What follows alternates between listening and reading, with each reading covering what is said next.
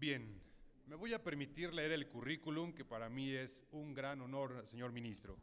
Guillermo Ortiz Mayagoitia. Nació en Misantla, Veracruz, el 10 de febrero de 1941. Antecedentes escolares. Realizó los estudios correspondientes a su instrucción primaria, secundaria y preparatoria en Misantla, Veracruz. Estudios profesionales. Cursó la licenciatura en Derecho en la Facultad de Leyes de la Universidad Veracruzana, con sede en la ciudad de Jalapa, Veracruz, donde obtuvo el título profesional al sustentar su examen recepcional la tesis Los interdictos en la legislación veracruzana. Actividades académicas. Fue profesor del Instituto de Especialización Judicial de la Suprema Corte de Justicia de la Nación, ahora Instituto de la Judicatura del Poder Judicial de la Federación, donde impartió el curso de amparo en materia agraria. Ha dedicado numerosas conferencias en instituciones académicas y gubernamentales, en la Barra de Abogados del Estado de Morelos y en el Tribunal Superior Agrario. Ha intervenido en el 5º Seminario Jurídico de Actualización Profesional para Funcionarios Públicos, organizado por el Gobierno del Estado de Puebla, en el Seminario Juicio de Amparo, organizado por la Universidad de Guadalajara, entre otros. De los temas tratados destacan el artículo 105 constitucional, la estructura y dinámica del Poder Judicial de la Federación, la interpretación de la ley, estructura del Poder Judicial, estructura de la Suprema Corte de Justicia de la Nación, el Poder Judicial de la Federación y el cumplimiento, defensa y pervivencia de la Constitución Federal. Obras. Por encargo del Instituto de Especialización Judicial, ahora Instituto de la Judicatura del Poder Judicial de la Federación, escribió una monografía sobre amparo en materia agraria, la cual aparece en el Manual del Juicio de Amparo, publicado por la editorial Temis. Reconocimientos y preseas. La Universidad de Estudios de Posgrado en Derecho lo nombró maestro honorario. Ha recibido reconocimientos del Tribunal Superior Agrario, del Instituto Tecnológico de Estudios Superiores de Occidente, de la Barra de Abogados del Estado de Morelos, de los gobiernos de los estados de Puebla, Durango y Baja California, del Centro Universitario de Ciencias Sociales y Humanidades, División de Estudios Jurídicos de la Facultad de Derecho de la Universidad de Guadalajara, del Departamento de Derecho y Ciencias Políticas, División de Estudios de Posgrado de la Universidad Autónoma de Tlaxcala, de la División de Educación Continua y el Centro de Educación Continua para Profesionistas del Estado de Durango, así como de numerosas instituciones académicas. Cargos en el Poder Judicial del Fuero Común. Fue secretario de Acuerdos del Juzgado Primero de Primera Instancia en Poza Rica, Veracruz. Cargos de Poder Judicial de la Federación. Ingresó al Poder Judicial de la Federación como actuario de Juzgado Tercero de Distrito en el estado de Veracruz, actualmente quinto. Residencia en el puerto de Tuxpan, donde también fungió como secretario. Posteriormente fue nombrado secretario de Estudio y Cuenta de la Suprema Corte de Justicia de la Nación, adscrito a la segunda sala. Fue juez de distrito en el estado de Oaxaca y del Distrito Federal. A partir del 9 de marzo de 1981, asumió el cargo de magistrado de circuito. Estuvo adscrito a los tribunales colegiados de Villahermosa, Tabasco, de la ciudad y puerto de Veracruz y al segundo tribunal colegiado en materia administrativa en el Distrito Federal, hoy Ciudad de México. El 27 de octubre de 1993, a propuesta del Pleno de la Suprema Corte de Justicia de la Nación, la Comisión Permanente del Congreso de la Unión lo nombró magistrado de la segunda sala instancia del Tribunal Federal Electoral. El 27 de enero de 1995, fue designado por el Senado de la República ministro de la Suprema Corte de Justicia de la Nación. Asumió el cargo el 1 de febrero del año citado al rendir la protesta constitucional. Quedó adscrito a la segunda sala, de la que resultó electo presidente por el término de 2 años, a partir de enero del año 2000. Fue elegido presidente de la Suprema Corte de Justicia de la Nación por el Pleno del Alto Tribunal el 2 de enero de 2007, para fungir como tal durante el periodo comprendido entre esa fecha y el 31 de diciembre de 2010. Del 1 de enero de 2011 al 30 de noviembre de 2012, Estuvo adscrito a la primera sala concluyendo su encargo constitucional en esa fecha. Distinciones posteriores a la conclusión de su encargo. En 2013 recibió la presea Vicente Aguinaco Alemán, que otorga la Barra de Abogados de Guanajuato. Ese mismo año fue designado por el Senado de la República para el cargo honorífico de consejero de la Comisión Nacional de Derechos Humanos para el periodo de diciembre de 2013 a diciembre de 2016. En 2014 recibió la medalla Ignacio Manuel Altamirano, que otorga el Tribunal Superior de Justicia del Distrito Federal. El 19 de noviembre de 2015 fue galardonado como veracruzano distinguido por el Centro Cultural Veracruzano en la Ciudad de México, y el 3 de diciembre del mismo año se le otorgó la medalla Adolfo Ruiz Cortines por el Congreso del Estado de Veracruz. Después de su retiro, ingresó como asesor jurídico al despacho WIS, donde ha prestado sus servicios por más de 5 años. Para mí es un gusto dejarle el uso de la palabra al ministro Guillermo Ortiz Mayagoitia. El tema que les presento me resultó muy atractivo. Se llama Medios alternativos para la solución de conflictos, para descongestionar la administración de justicia, ampliación del diálogo social como base de entendimiento. El enunciado mismo ya establece dos propósitos fundamentales. Uno, hay que descongestionar la administración de la justicia, lo cual significa que los tribunales en materia de trabajo actualmente se encuentran sobrecargados. Y dos, hay que ampliar el diálogo social para evitar la litigiosidad y convencer a los interesados para que acudan a medios más sencillos, más rápidos y efectivos para resolver sus diferencias. Comparto las dos metas que propone mi tema. Ciertamente es necesario acudir cada día más a la autocomposición para evitar los pleitos, o bien a los medios alternativos de solución de controversias antes de llegar a los tribunales. Divido el tema en dos grandes secciones. ¿Qué ha hecho el Estado mexicano para impulsar la resolución alternativa de controversias? Y dos, ¿qué están haciendo los particulares en ese mismo sentido? Dentro de los impulsos estatales se encuentra destacadamente la reforma constitucional que se llevó a cabo en el 2017 con la finalidad de fortalecer los medios alternativos de resolución de controversias. La iniciativa correspondiente sostiene que, literal, la justicia cotidiana suele ser lenta, compleja y costosa, lo que provoca que la mayoría de los mexicanos no pueda acceder a ella con facilidad. Hasta aquí la cita. Que después de intensos diálogos con representantes de la sociedad civil, la UNAM, el CIDE, distinguidos académicos y abogados, representantes de organismos constitucionales autónomos y autoridades de los 3 niveles de gobierno, se concluyó que es necesario fortalecer la justicia alternativa, entendida como el conjunto de principios, procesos, disposiciones y medidas que se encaminan a resolver conflictos entre intereses distintos por medio de un arreglo extrajudicial.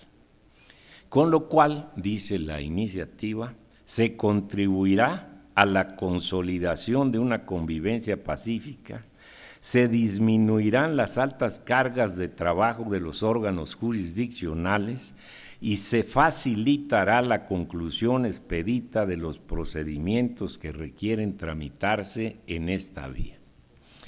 Con ese fin, se propuso facultar al Congreso de la Unión para emitir una ley general que incida válidamente en todos los órganos de gobierno que integran al Estado mexicano.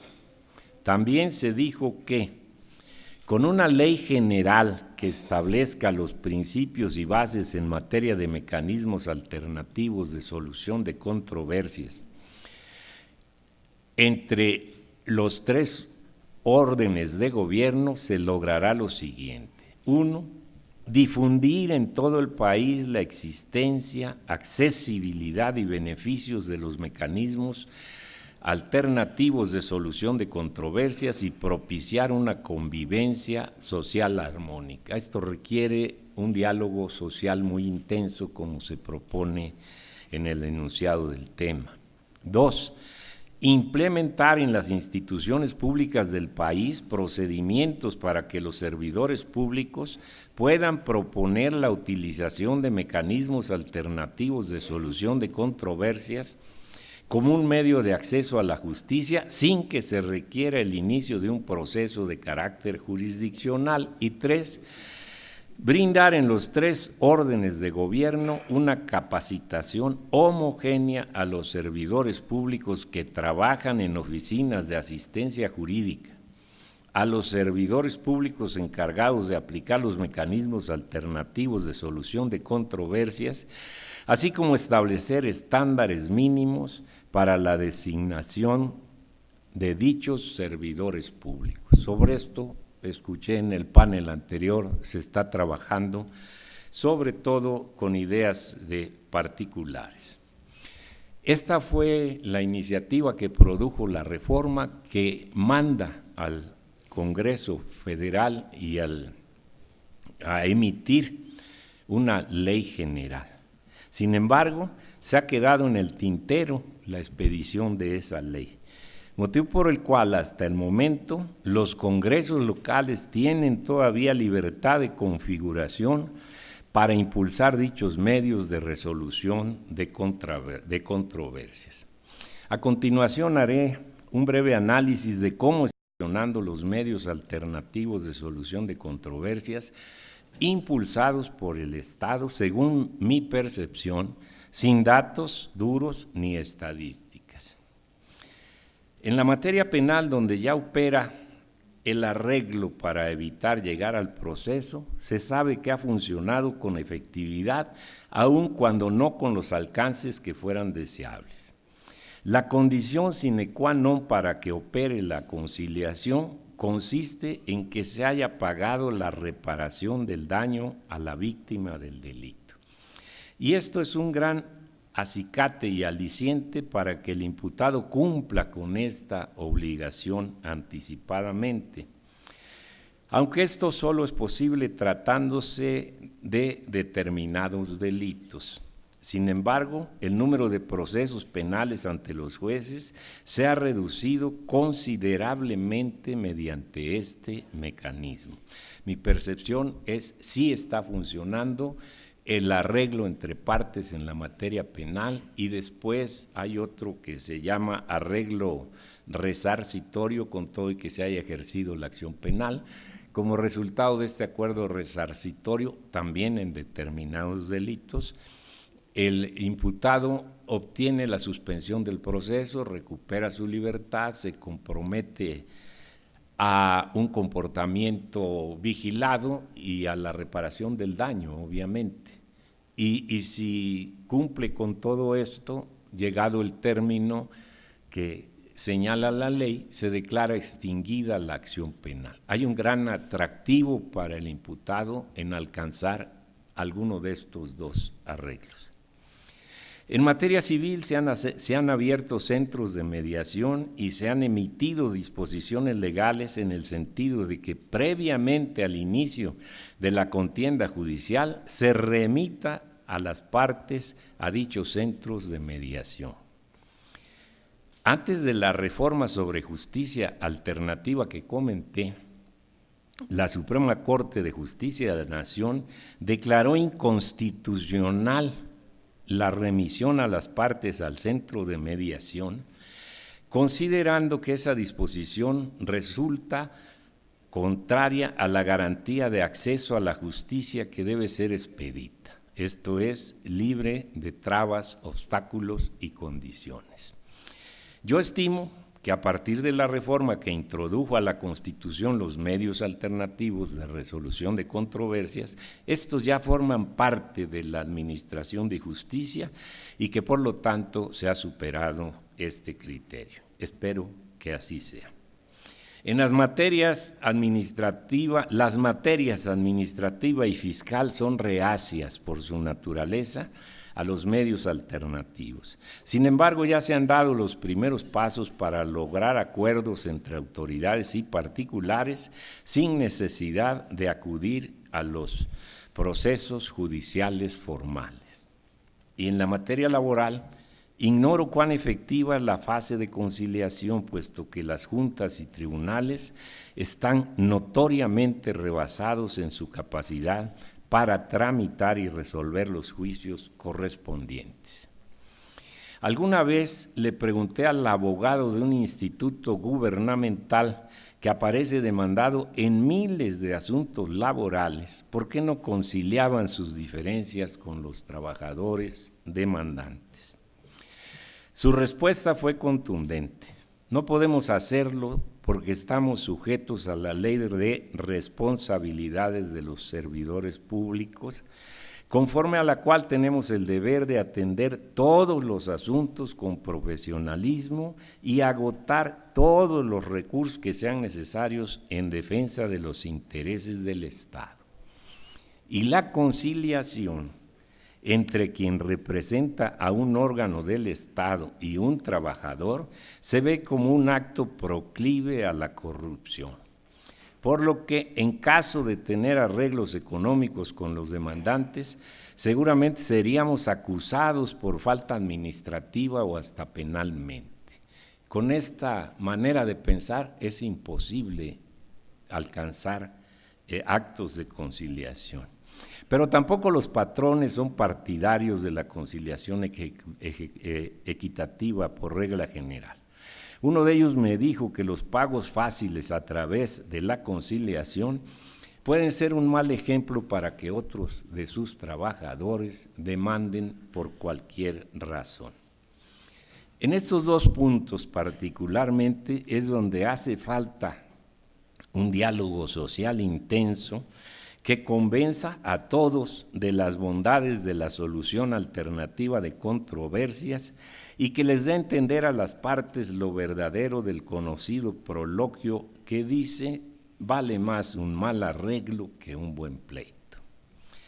A este mismo respecto me quedó grabada la frase de un personaje de novela de la antigua Francia que decía: yo me he quedado en la miseria 2 veces. La primera fue cuando perdí un juicio ante los tribunales y la segunda cuando gané otro juicio.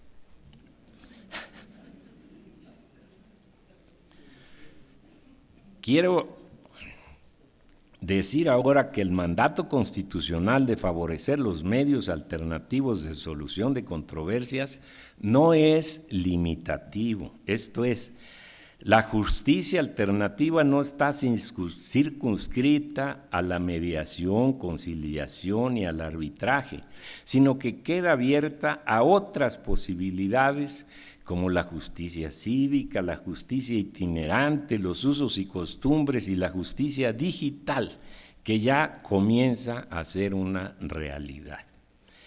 Pero además, la creatividad en el diseño de estos mecanismos puede contribuir mucho a que sean realmente eficaces. Les pongo 2 ejemplos. La Procuraduría Federal del Consumidor recibe y atiende millones de quejas cada año. Como primera acción realiza muchos actos de mediación telefónica y le pide al proveedor que proponga una solución.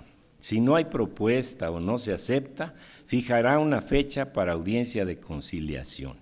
Y de no darse la conciliación, exhortará a las partes para que la designen árbitro. Hasta aquí estamos dentro de los medios tradicionales de resolución alternativa de controversia. Pero vean esta perla de nuestro derecho.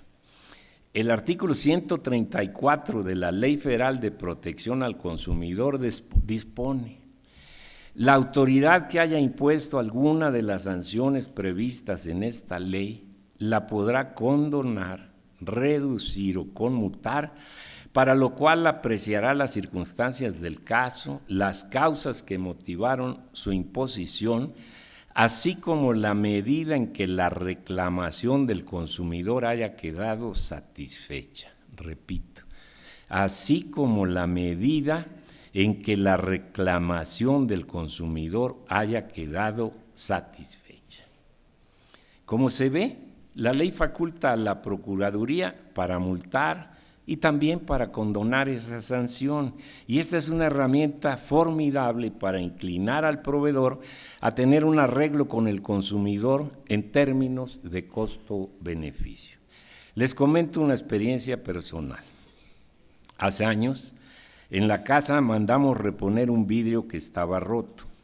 Resulta que al instalar el nuevo vidrio por el que ya habíamos pagado, por descuido o inexperiencia de los operarios que mandó el proveedor, se astilló en una de las esquinas, lo cual nos dejó insatisfechos con la compra. El proveedor no atendió nuestra reclamación personal, motivo por el cual acudimos a la Profeco. Como tampoco atendió al citatorio, esa Procuraduría de oficio determinó que había incurrido en violación a la ley y le impuso una multa por el triple del valor del vidrio.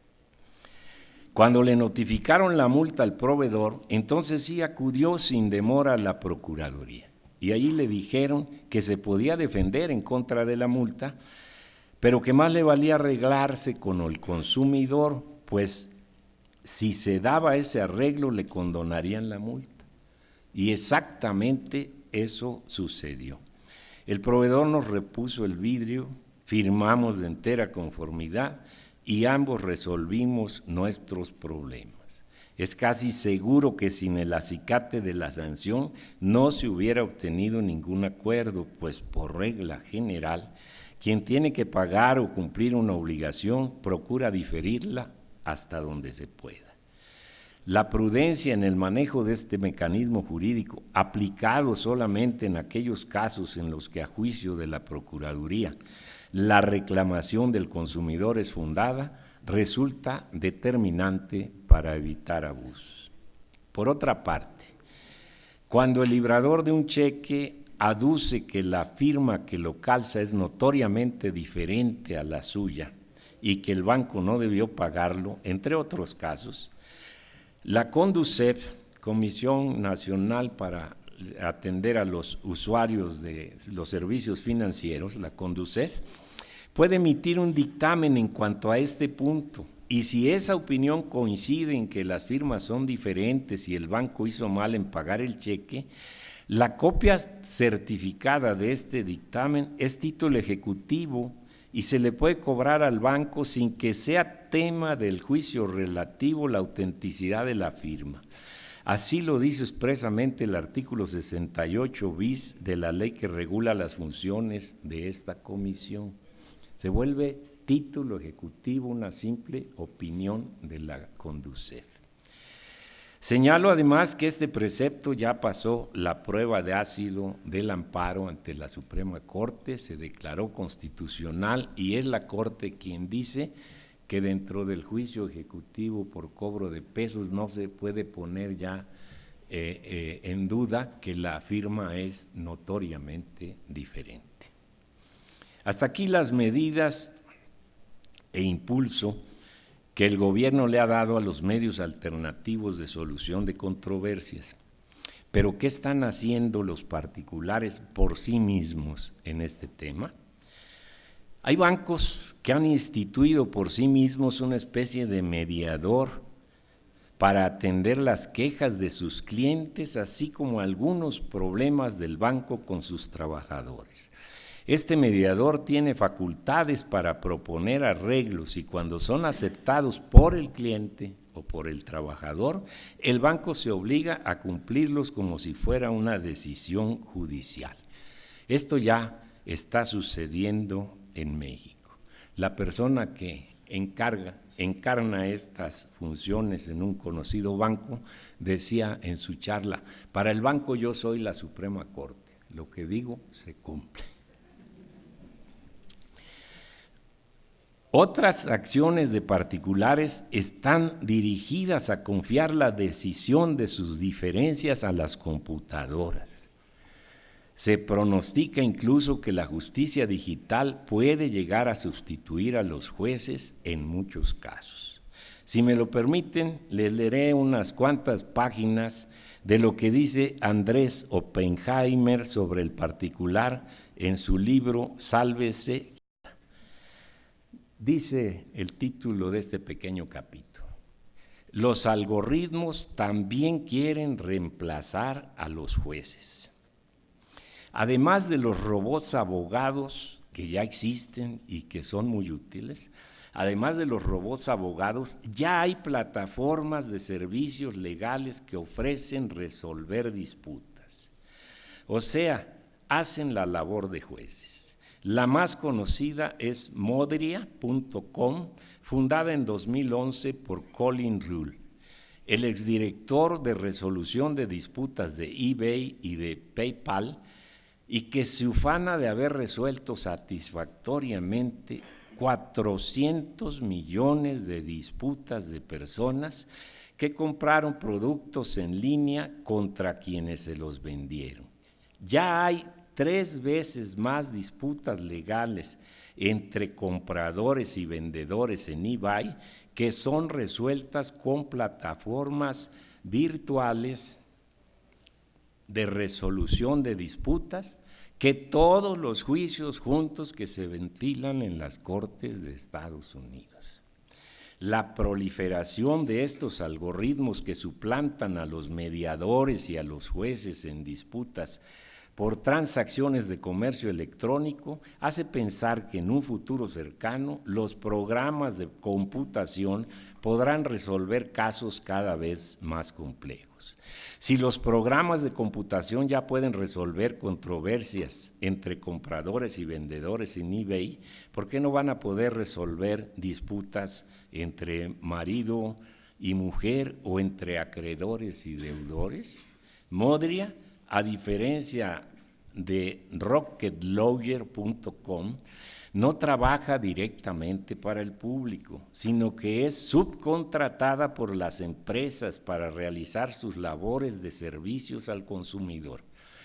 En otras palabras, las empresas subcontratan a Modria para resolver quejas de clientes insatisfechos. En la mayoría de los casos, los algoritmos de Modria logran, sin intervención de ningún ser humano, resolver quejas de personas que no están satisfechas con un producto que compraron en línea. Ya se trate de una camisa enviada con la talla equivocada, de un vestido que llegó demasiado tarde para una boda o de un aparato electrónico que no funciona. En 5 o 10 años, Modria podrá resolver cualquier disputa. Digamos que una persona compró una guitarra de $500 en eBay y la guitarra llegó con una rajadura. El cliente enojado no quiere esperar un largo rato en el teléfono para hablar con un empleado del departamento de atención al cliente que probablemente está en la otra punta del mundo o con un robot, y prefiere presentar su queja en línea. Entonces eBay le ofrece al cliente insatisfecho apretar la opción «Reporta tu problema» y lo dirige a Modria. Allí Modria recibe al cliente insatisfecho con un menú de opciones. Por ejemplo, la mercadería llegó tarde, la mercadería estaba dañada o la mercadería no era como estaba descrita. Entonces el algoritmo de Modria averigua mediante búsquedas automatizadas si el cliente ya ha presentado varias quejas anteriores en la misma empresa, si la guitarra se mandó a tiempo y si el envío se demoró en llegar a su destino. Con esta información el algoritmo de Modria automáticamente hace su veredicto, que puede ser, por ejemplo, comunicarle al cliente que su guitarra será cambiada por otra nueva y que además recibirá un bono de $50 como compensación por sus molestias, y esto con el objetivo de mantenerlo contento y tratar de que vuelva a comprar en la misma tienda de comercio electrónico. y si el cliente aún no está conforme con la solución que el algoritmo le ha dado, la misma página de Reporta tu problema de eBay ofrece un mecanismo de apelación que también funciona automáticamente sin la intervención de ningún ser humano. 90% de los 60 millones de disputas comerciales en línea que gestiona Modria se resuelven en estas primeras 2 instancias sin participación de un mediador humano. Señala Scott Carr, el presidente de Modria. Si después de estas 2 instancias el algoritmo no logra resolver la disputa, entonces interviene un empleado de Modria. Dijo Carr en una entrevista publicada en su sitio de internet, pero con los avances de la inteligencia artificial, en 5 o 10 años el algoritmo probablemente podrá manejar todas las instancias de cualquier disputa sin ningún árbitro humano de última instancia. Comento adicionalmente, están tan desarrolladas estas plataformas que pueden analizar un caso legal cualquiera, no esta de resolución de controversias, sino la de asistencia legal. Se le plantea el problema, lo analiza y tienen analizado cómo pueden resolver los jueces. Hay un alto grado de previsibilidad en el sentido de la resolución. Si doctor Watson me dice que tengo razón y que tengo muchos elementos para ganar mi caso, hay otra empresa que me dice, ven conmigo, yo te presto dinero para que pagues a los abogados y vamos a resultas del juicio, para facilitarle a aquellos justiciables que no tienen recursos económicos este financiamiento interesado, pero finalmente resuelve el problema. Mi comentario: más de 400 millones de asuntos resueltos satisfactoriamente por máquinas en muy poco tiempo. ¿Cuántos mediadores humanos, cuántos abogados y cuántos jueces necesitaríamos para alcanzar ese impresionante resultado?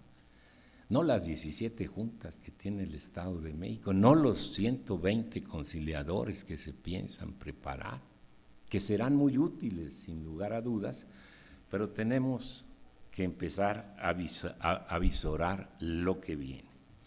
Frente a esta cifra indudable, el costo-beneficio se manifiesta en favor de adoptar estos sistemas para una gran cantidad de asuntos.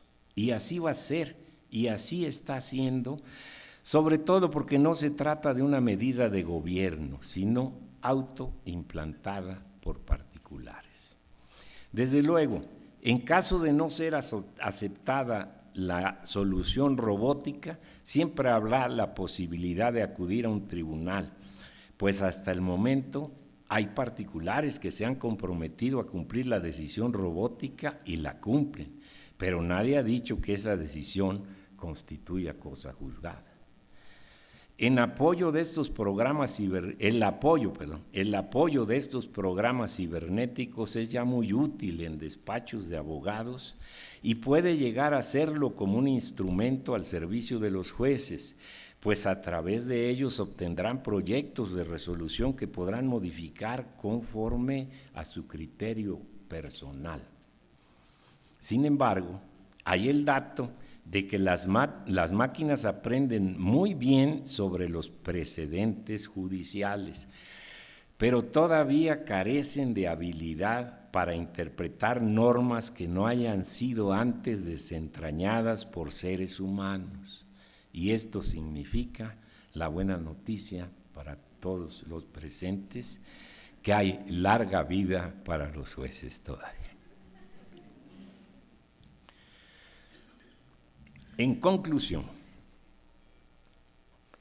los medios alternativos de solución de controversias y las nuevas tecnologías digitales al servicio de la justicia pueden y deben contribuir eficazmente para lograr los 3 objetivos fundamentales que se pretenden en la Ley de Medios Alternativos. Uno, que la justicia sea accesible a todos los seres humanos en cualquier lugar y condición en que se encuentre. Dos, que la resolución de las contiendas sea pronta y expedita. Y tres, algo que todos los presentes queremos, que todos los tribunales, sin excepción, tengan cargas de trabajo razonables. Gracias.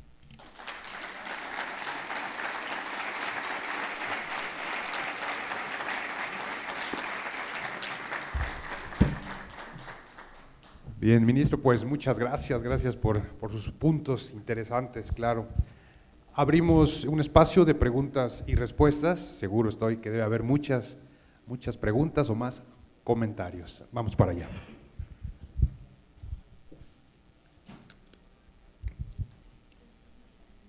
Ok, su nombre, por favor, y dónde viene. Gracias, de la Ciudad de México, Guadalupe Grimaldo. Señor ministro, muchas gracias. Con relación al tema que está comentando, ¿usted qué percepción tiene con relación a la tendencia de la gobernanza respecto de la gobernabilidad en los diversos ámbitos de las obligaciones que tiene el Estado de proveer a los gobernados la administración de justicia y la permisibilidad que le da a los entes privados de incursionar en ayudar o coadyuvar en la administración de justicia? Gracias. La garantía de acceso a la justicia es un derecho humano y garantizado por nuestra Constitución. El Estado tiene el compromiso de tener tribunales competentes, expeditos para atender cualquier tipo de quejas, aún las no previstas en nuestras leyes. Hay una tesis muy importante de la Suprema Corte de Justicia de la Nación que no se puede dejar de atender la reclamación de alguien por el hecho de que no hay ningún tribunal competente para conocer de ella, que aquel ante el que se presentó en cumplimiento de esta garantía tiene la obligación de atender y resolver la disputa. Pero ¿qué pasa? De la Constitución mexicana se dijo muchas veces, es programática, es como si fuera un programa de gobierno.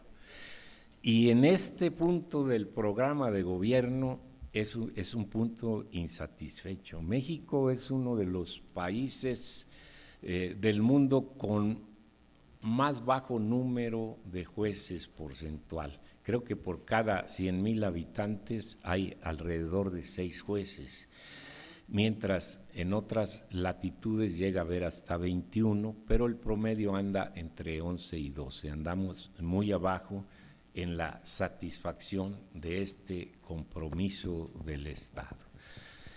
El rezago en la administración de justicia es una manifestación de carencias del Estado para atender este problema.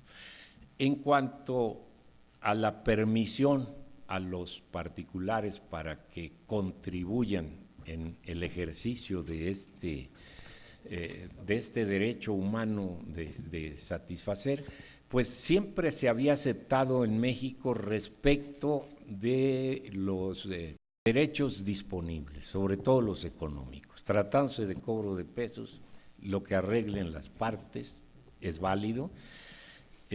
Dicen nuestros códigos civiles que la transacción entre las partes tiene valor de cosa juzgada.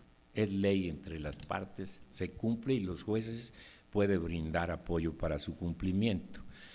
Pero, como lo relataba yo, ya se llevó a la Constitución esta posibilidad y se discute en la docencia si esta posibilidad de hacerse justicia por propia mano o a través de estos medios alternativos es un derecho humano, una garantía o una simple permisión. Mi punto de vista personal es que el derecho humano es el acceso gratuito a la administración de justicia, pero es renunciable a través de esta permisibilidad de acudir a otros sistemas de solución que no sean la justicia formal. Gracias. Muchas gracias, ministro. Por acá, otra pregunta. Si tiene a bien responderla, señor ministro, una pregunta más. Ok. Enseguida va. En realidad, más que una pregunta, ministro, es un placer escucharlo y nos llena de satisfacción. En el caso personal, somos del Estado de Nuevo León, actualmente presidimos el Tribunal de Justicia Administrativa y hemos pugnado mucho por los métodos alternos, específicamente la conciliación, teniendo que romper el paradigma de que en materia administrativa no se puede conciliar. También me agrada mucho escucharlo sobre los avances tecnológicos y saber que aún no nos suplirán los algoritmos, pero si bien es cierto, también es importante que hoy la justicia contemporánea esté utilizando toda la tecnología respectiva. En lo personal, hemos estado impulsando las notificaciones electrónicas, somos el primer Tribunal de Justicia Administrativa que lo está realizando. Hemos sido un poco criticados porque no lo estamos haciendo obligatoriamente, hemos acudido a los colegios, hemos acudido a las autoridades a solicitarles que nos ayuden a brindarles un mejor servicio, celebrando convenios al respecto. Me gustaría saber su punto de vista al respecto. Muy amable. Mire, de bote pronto le digo, no lo hagan obligatorio. Yo me llevé una sorpresa inesperada cuando se me ocurrió que cualquier ciudadano desde su computadora pueda solicitar la expedición de copias simples, sobre todo, de acuerdos que existen en un expediente. Y de pronto en una feria del libro judicial me abordan 2 o 3 señores y dicen: oiga, ministro, ¿usted cree que todos los abogados tenemos computadora? Fíjese que no. Entonces, somos muy bien dispuestos a pensar que todo aquello con lo que contamos, estos satisfactores, están al alcance de todos y que todos los manejan. El amparo en línea y la notificación electrónica se ofrecen para quien decide recibirlos, y es una gran comodidad para el abogado recibir en su correo la notificación, bajo el compromiso de que si en 48 horas no abre ese correo, la notificación se da por bien hecha y empieza a producir sus efectos. Pero imponerlo de manera obligatoria es como la disposición de Hacienda que dice: si no pagas la consulta al médico con tarjeta de crédito, con cheque, no es deducible. Pero hay cantidad de connacionales que no manejan ni cheques ni tarjeta de crédito.